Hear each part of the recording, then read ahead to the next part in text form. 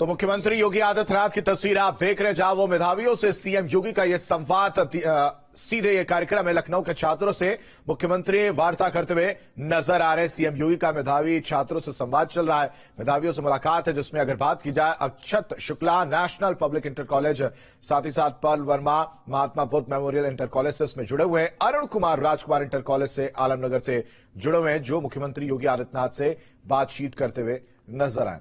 तो मुख्यमंत्री योगी आदित्यनाथ मेधावियों से संवाद कर रहे हैं, इसके अलावा शिक्षकों और अभिभावकों से भी संवाद कर रहे हैं, उनके अनुभव को जान रहे हैं, साथ ही साथ कितना परिश्रम छात्रों को करना पड़ा है परीक्षा में उसको भी जान रहे हैं। आगे वो भविष्य में क्या कुछ करना चाहते हैं, उनके भविष्य को लेकर भी वो जान रहे हैं। और गुरु मंत्र भी मुख्यमंत्री योगी आदित्यनाथ की तरफ से तमाम मेधावियों को दिया जा रहा है। तो शिक्षा पर बातचीत की जा रही है मुख्यमंत्री योगी आदित्यनाथ की तरफ से। लखनऊ की यह तस्वीर है, जहां 10वीं के मेधावी छात्रों से सीएम योगी की यह वार्ता है।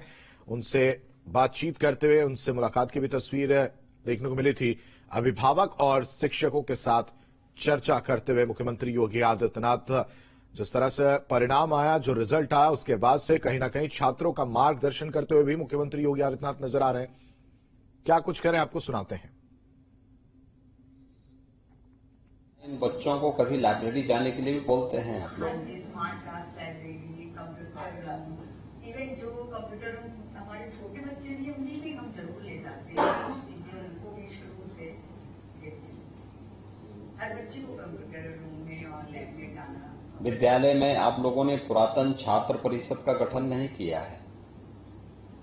आपके विद्यालयों में बहुत सारे विद्यालय ऐसे होंगे जो पुराने होंगे, तो उसमें अगर पुराने छात्रों की भी एक सूची बना करके उन लोगों को, सभी छात्रों को समय समय पर साल में कम से कम 2 बार 4 बार अगर आप बुलाएंगे तो बुलाते ही कुछ बच्चे जैसे हमारे घर से दूर हो जाते हैं, आउट ऑफ सिटी। और आउट ऑफ सिटी होंगे तो किसी एक अवसर पर पर्व त्योहार के समय देखिए, वह उनका जो है अनुभव इन बच्चों को जब बताएंगे, क्योंकि उसमें से बहुत सारे बच्चे ऐसे होंगे जो अलग अलग फील्ड में निकले होंगे। कोई प्रशासनिक सेवा में आए होंगे, कोई व्यवसाय में गए होंगे, कोई एग्रीकल्चर के फील्ड में काम कर रहा होगा, कोई जीवन की किसी अन्य फील्ड में काम कर रहा होगा। उनको बुलाएंगे और बच्चों को काउंसलिंग करेंगे, बताएंगे, या आपके यहाँ कभी कोई सांस्कृतिक कार्यक्रम हो रहा होगा, उसके बारे में वे लोग भी अगर अपने अनुभव के बारे में बताएंगे तो उसका काफी लाभ होगा बच्चों को। इसमें अभिभावक सभी लोग आए हैं, सभी लोग आए हैं। एक एक करके आप बता पाएंगे? पहले यहीं से शुरू हो जाए। यहीं से हैं आप? अच्छा, कोई बात नहीं। वैसे माइक है, बैठ करके आप भी मतलब ऐसे बोल दीजिए। आपका नाम क्या? श्रीमती विजय लक्ष्मी है? अंजना वर्मा आपके नाम? आप इनकी माता जी हैं पर्ल वर्मा के? ठीक है। और आगे? प्रिंसिपल विजय लक्ष्मी जी यहाँ प्रिंसिपल होंगे। आप जो अंजना वर्मा हैं, ठीक है। आगे श्रीमती लीलावती जी हैं आप? ठीक है। आप कुछ बोलना चाहते हैं? भावा कुछ बोलना चाहेंगे? हाँ, माइक पकड़ भी सकते हैं, माइक पकड़िए ना। हाँ, ऐसे उसने बहुत मेहनत की और हम लोगों ने भी बहुत सपोर्ट। मेहनत के लिए जब आप लोग उस प्रकार का माहौल देंगे तो बेटी अवश्य मेहनत कर सकती है। और हमें बहुत उम्मीद थी कोई ना लेके आएगी इसमें नंबर। ठीक है। और हमें बहुत खुशी है यहाँ तक मेहनत करते आप लोग भी अगर अच्छा माहौल देंगे, बेटा और बेटी में भेदभाव नहीं करेंगे, तो अपने आप समस्या का समाधान हो जाएगा। ठीक है, बहुत सुंदर। कितने बच्चे हैं आपके? 3 बेटियां हैं। तीनों बेटियां हैं? तो तीनों को पढ़ा रहे हैं? ये सबसे छोटी है। ये सबसे छोटी है। सुंदर, अच्छा। आगे? आपका नाम क्या है? श्रीमती लीलावती जी आप हैं? ठीक है। आपका जो है पुत्र अच्छा अंक प्राप्त किया है, कैसा लगा आपको? अच्छा लगा। तो केवल ये पढ़ाई करता है कि खेलकूद की भी गतिविधियों में भाग लेता है? अच्छा, ठीक है, ठीक है, ठीक है। अरे आपको तो अच्छा है, भोजन भी समय पे भोजन होना चाहिए, समय पे पढ़ाई होनी चाहिए, दोनों चीजें होनी चाहिए। ठीक है, ठीक ठीक ठीक, बहुत सुंदर। आगे श्रीमती सर्वेश यादव, आपका नाम है, तो आपकी बेटी ठीक पढ़ रही है ना? बहुत सब पढ़े, उनको बहुत करे, उनको पता नहीं है लड़की हमारी इतनी खराब आई। हाँ, ठीक है, बहुत सुंदर। तो पता चला लड़की लड़के में क्या भाव भाव होता है। हाँ, देखिए, इसीलिए तो बेटी और बेटे में भेदभाव नहीं होना चाहिए। अच्छा है, उसको खूब पढ़ाइए मेहनत से। आगे बोल दिया है। हाँ, ठीक है, अच्छा है, सुंदर। हाँ, आगे श्रीमती ज्योति उपाध्याय जी, आप हैं? जी सर। आपकी बेटी जो है, तो आपने जो है उसको पढ़ाई ठीक ढंग से माहौल देते हैं? जी सर, हम पूरा बच्चे ठीक है। कितने बच्चे हैं आपके? जी 3 बच्चे हैं, तो तीनों बेटियां हैं? नहीं, 2 लड़के एक बेटी। ओ, 2 लड़के हैं। लड़के क्या कर रहे हैं? बड़ा वाला सर बीटेक की तैयारी कर रहा है ठीक, और छोटा वाला भी इस समय इंटर एग्जाम है। बहुत सुंदर। मेहनत से पढ़ाइए। हाँ, बच्चों को मेहनत करेगी, बहुत आगे बढ़ेगी। ठीक है, बहुत सुंदर। आगे गुरु जी को मेरा सादर प्रणाम। नमस्ते, आपका नाम श्रीमती मंजू शुक्ला है? जी, मैं सिलाई कढ़ाई करके अपने बच्चे को मैंने सिलाई कढ़ाई हिंदी विषय में 100 में 100 नंबर जब लाया तो बहुत खुश हुए। बहुत अच्छा ऐसा लगा। लग रहा था मेरे शरीर में पंख लग जाए, मैं अपने बेटे के पास उड़के चली। ठीक है, बहुत सुंदर। मैं रुपाई कर करके बहुत मेहनत कर करके मैंने इसको ये सिलाई की है। हाँ, एकदम मेहनत कराइए, बेटे को खूब पढ़ाइए और अच्छा मेहनत। मैथ में 99 नंबर हम्म, बिना कोई ट्यूशन के। स्कूल वालों का बहुत सपोर्ट रहा, प्रिंसिपल मैम ने बहुत सपोर्ट किया मेरे बेटे को। ठीक है, और हमारे जैसे लोगों के जैसे कभी फीस नहीं हुई, कभी हम लोगों के ऊपर प्रेशर नहीं डाला। नहीं नहीं, ठीक है, बहुत सुंदर। और अच्छा, स्कूल का बहुत अच्छा रिस्पॉन्स रहा है और हम लोगों को समय समय पर बहुत ध्यान दिया गया है। बहुत अच्छा है। देखिए, आप अभिनंदनीय हैं, मेहनत करके बच्चे को पढ़ा रही हैं। सबसे और- ज्यादा खुशी हमको तब आई जब इसने हिंदी विषय में, हाँ। जब हिंदी जैसा जब हम लोग पढ़ते थे इतने कम नंबर मिलते थे। वो हम लोग मुहावरा लिखते थे हाँ। और क्या नाम, कुछ लिखने में हिचकिचाते थे। जब मेरे बेटे ने हमको बताया, मम्मी हमने सूरदास और हिंदी के जितने भी जीवन पढ़ते हैं बहुत सुंदर तरीके से लिखे, तो हमने कहा तुमने तो बाबू मेरा सीना चौड़ा कर दिया। बहुत सुंदर, बहुत सुंदर, बहुत अच्छा किया आपने। देखिए, आपको सब मालूम है कि कैसे लिखा जाना चाहिए, तो वही माँ बाप के संस्कार तो बच्चे पे आएंगे ही आएंगे। बता के देखिए किस तरीके से आपको लिखना है। ठीक है, बहुत सुंदर। नहीं, अच्छा है, एक बड़ी उपलब्धि है। हिंदी में 100 अंक आ जाएं, 100 में से 100 अंक आ जाएं, बहुत बड़ी उपलब्धि है वो। और आगे पढ़ाने में थोड़ा सा ये दिक्कत हो रही, इतनी कम 3000 रुपए की आय में मैंने अपने बच्चे की सिलाई। आप मेहनत करिए, सरकार भी सहयोग करेगी। ठीक है, बस हाँ, घबराने की आवश्यकता एकदम चिंता की कोई बात नहीं, भैया की पढ़ाई में किसी प्रकार की कोई कमी नहीं आएगी। बस गुरु जी हाँ, आपकी घबराओ मत, एकदम सरकार उसको देखेगी। आगे श्रीमती सुनीता वर्मा जी, आप हैं? हाँ जी। ठीक है, बहुत सुंदर। आपका जो है पुत्र विकास वर्मा, जी, मेहनत बंद करते हो ना? मेहनत ठीक, करता है। ठीक है, घर में परेशान तो नहीं करता? नहीं कोई परेशानी नहीं। ठीक है, बहुत सुंदर।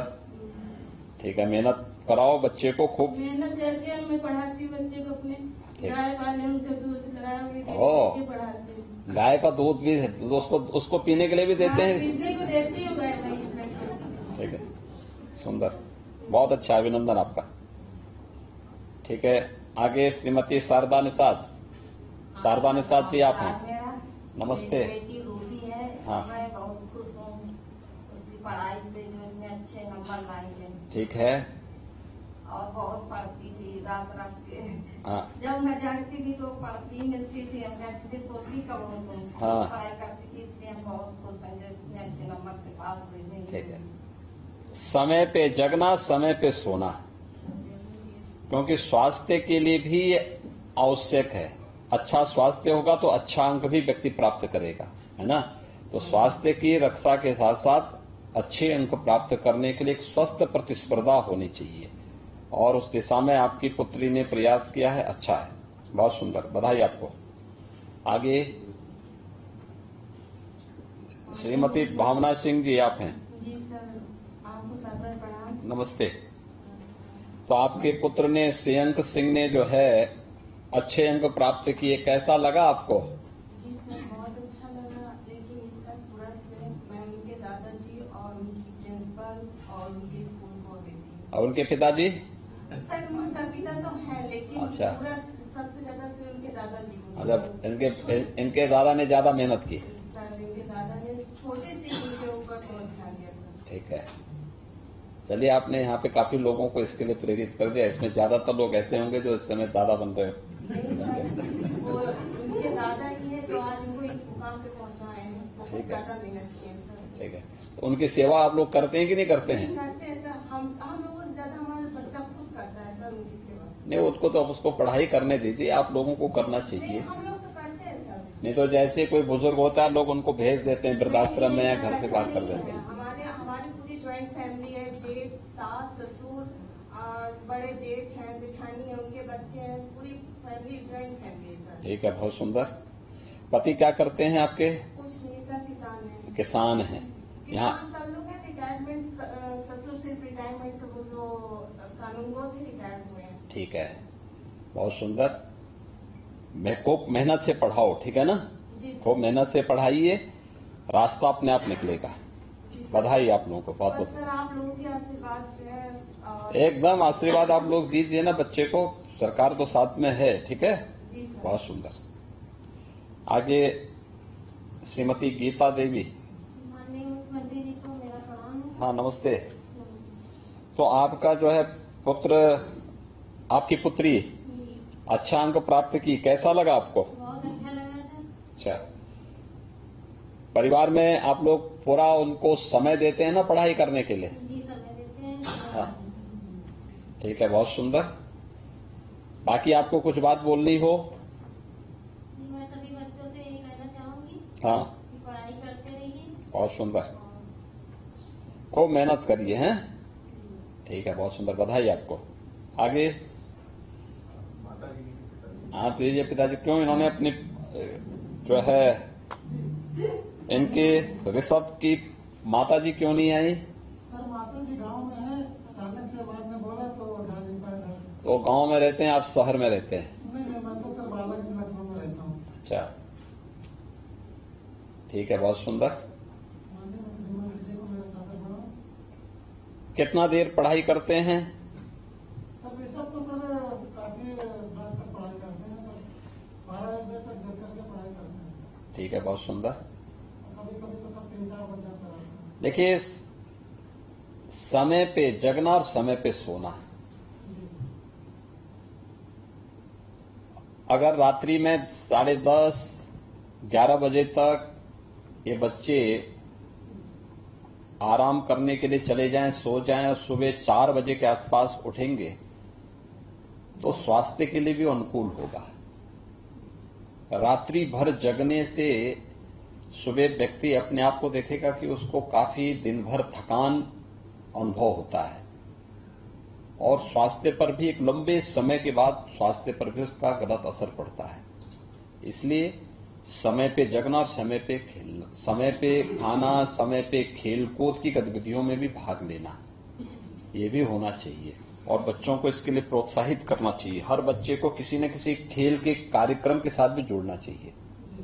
देखिए, इसमें शारीरिक और मानसिक विकास भी होगा, साथ साथ वह बौद्धिक विकास से जुड़े हुए भी बहुत सारे खेल होते हैं, जहां व्यक्ति को निर्णय लेने की क्षमता उसको करना होता है ना, उसमें ये सभी चीजें उसी से पैदा होंगी। इसलिए बच्चों को खेलकूद से भी वो नहीं करना चाहिए। जरूर 1 घंटा का समय निकालें वो इन सब चीजों के लिए, योगिक क्रियाओं को करें, प्राणायाम को करें। कितने बच्चे थे जो योग दिवस के दिन योगासन करने के लिए गए थे? सब लोग गए नहीं होंगे भाई,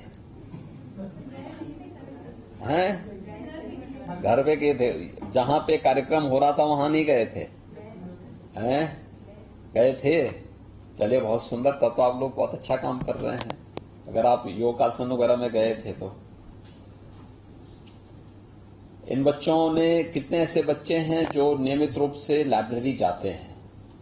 कोई स्कूल की लाइब्रेरी में जाता है या पब्लिक लाइब्रेरी कहीं होगी आपके अगल बगल? कितने बच्चे हैं जो लाइब्रेरी में जाते हैं? आप जाते हैं? स्कूल की लाइब्रेरी में जाते हैं नियमित रूप से? प्रयास होना चाहिए लाइब्रेरी में जाना, एक। दूसरा, महत्वपूर्ण बातों को अपनी एक अलग डायरी में नोट करना, महत्वपूर्ण घटनाओं को नोट करना, इसकी आदत होनी चाहिए। इसके अलावा हमें एक और प्रयास करना चाहिए कि बहुत सारी चीजें, देखिए समाचार पत्र कितने बच्चे पढ़ते हैं इसमें नियमित रूप से? एक समाचार पत्र पढ़ते हैं, दो पढ़ते हैं, एक पढ़ते हैं। हमारा प्रयास हो कि एक हिंदी और एक इंग्लिश के समाचार पत्र को, जो नेशनल न्यूज़पेपर हो, उस प्रकार के उसको पढ़ेंगे तो आपको देश, दुनिया और राज्य की और लोकल खबरों की जानकारी होगी। ये खबर, जो आज खबर है, वह कल के लिए आपके लिए जनरल नॉलेज का आधार भी तैयार करता है। जनरल नॉलेज के लिए फिर आपको अलग से पुस्तक लेकर के उसको रटने की आवश्यकता नहीं पड़ेगी, व्यक्ति अपडेट रहेगा। और नहीं तो होता क्या है कि जहां अपडेट नहीं रहते तो फिर एक समय हमें उस प्रकार की पुस्तकों को मंगा करके उसको देखना होता है। समाचार पत्रों को नियमित रूप से देखना, कोई समाचार आया तो समाचार को पूरा पढ़ना, ऐसी नहीं कि सरसरी निगाह डाल दी, देख लिया। बहुत बार होता है कि हेडिंग कुछ और होता है, अंदर न्यूज कुछ और होता है। बहुत सारी चीजें उसके माध्यम से मिलती हैं। दूसरा, समाचार पत्र का बीच का एक पेज होता है जो संपादकीय पृष्ठ होता है, एडिटोरियल पेज होता है। इसमें समाज के अलग अलग तबके से जुड़े हुए विद्वानों के,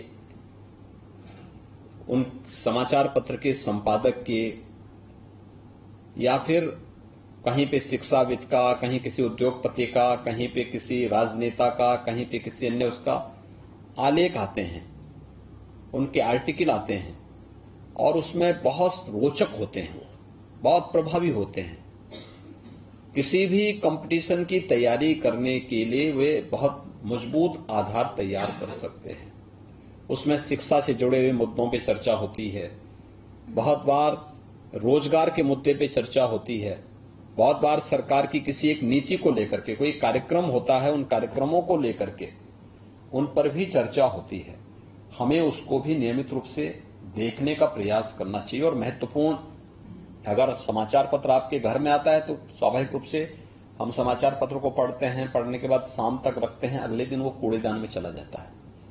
जब सभी लोग पढ़ लिए तो उसमें से महत्वपूर्ण समाचार को और महत्वपूर्ण एडिटोरियल पेज के महत्वपूर्ण आर्टिकल को हम कटिंग करके भी अपने एक फाइल में रख सकते हैं और फिर समय आने पे उसको पढ़ा करें, देखें, बहुत सारी चीजें उसको मिलेंगी।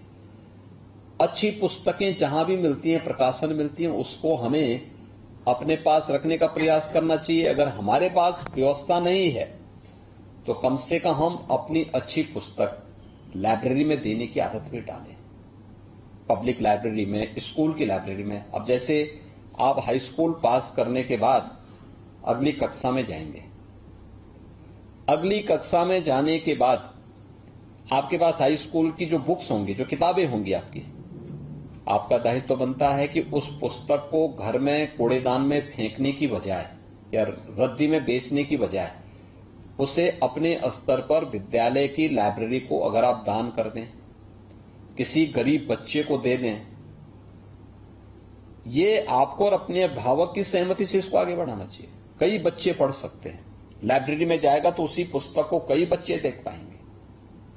और हमारा प्रयास होना चाहिए कि ये प्रक्रिया आगे बढ़े, लाइब्रेरी में अधिक से अधिक पुस्तकें हों, अधिक से अधिक प्रकाशन आने चाहिए, लोगों के मन में एक रुचि होती दिखाई देनी चाहिए। ये सभी चीजें हमें जानकारी होती रहनी चाहिए, एकदम हर एक जानकारी के बारे में होना चाहिए। कौन भारत के राष्ट्रपति हैं, कौन भारत के प्रधानमंत्री हैं, कौन भारत के उपराष्ट्रपति हैं, भारत के सर्वोच्च न्यायालय के मुख्य न्यायाधीश का नाम क्या है, तो समय समय पर बदलते होंगे। प्रदेश के हमारे राज्यपाल कौन हैं, कौन मुख्यमंत्री है, देश के अंदर कितने राज्य हैं, उन प्रमुख राज्यों के मुख्यमंत्री राज्यपाल कौन कौन हैं, किस राज्य की राजधानी कहां पर, किस राज्य की राजधानी कहां पर है, ये चीजें सामान्य उसका विषय है। हमें इसके बारे में जानकारी रखनी होगी। और नहीं तो अगर हम अभी से अपने आप को अपडेट नहीं करेंगे तो बाद में हमारे लिए दिक्कतें खड़ी करती हैं सब चीजें। दोस्तों, छोटी छोटी चीजों को हमेशा ध्यान में रखना। आप में से कितने ऐसे बच्चे हैं जिन्होंने प्रधानमंत्री जी की पुस्तक या प्रधानमंत्री जी ने आपके बोर्ड परीक्षा के ठीक पहले बच्चों के साथ संवाद किया था, परीक्षा पे चर्चा का एक कार्यक्रम चला था, आप लोगों ने देखा था ना? प्रधानमंत्री जी जो बात मन की बात में करते हैं, मन की बात के कार्यक्रम को कितने बच्चे सुनते हैं? देखिए, बहुत अच्छी चीजें बताते हैं प्रधानमंत्री जी। मन की बात ये तो रविवार के दिन आता है, और मन की बात के कार्यक्रम के साथ अगर आप जुड़ेंगे तो बहुत सारी रचनात्मक चीजें आपको देखने को मिलेंगी। बहुत बार उसमें योजनाओं के बारे में, या आप जैसे तमाम बच्चों ने जो देश के अंदर कहां पे कौन सा अच्छा काम किया उसकी चर्चा भी प्रधानमंत्री जी करते हैं। देश के अंदर किसी प्रगतिशील किसान ने कहां अच्छा काम किया है, किसी नौजवान ने कहां पर कौन सा अच्छा काम किया है, किसी किसान ने कहां पर कौन सा अच्छा काम किया है, समाज जीवन के जुड़े हुए अलग अलग लोगों ने कहां पर अच्छा काम किया है, इसकी भी चर्चा प्रधानमंत्री जी अपने मन की बात पे करते हैं। और समय समय पर परीक्षा के ठीक पहले परीक्षा पे चर्चा भी प्रधानमंत्री जी का एक कार्यक्रम आता है।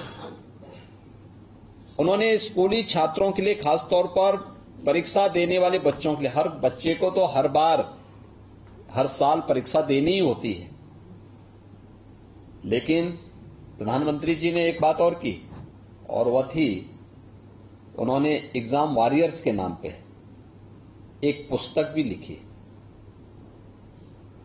हिंदी में भी है, इंग्लिश में भी है, देश के अन्य भाषाओं में भी है। परीक्षा के नाम से हमें घबराना नहीं, बल्कि उसको एक सहज दिनचर्या का हिस्सा मान करके उसके साथ जुड़ जाना है। और जब हम उसके साथ जुड़ जाएंगे तो परीक्षा फिर हमारे लिए कोई चुनौती नहीं रहेगी। फिर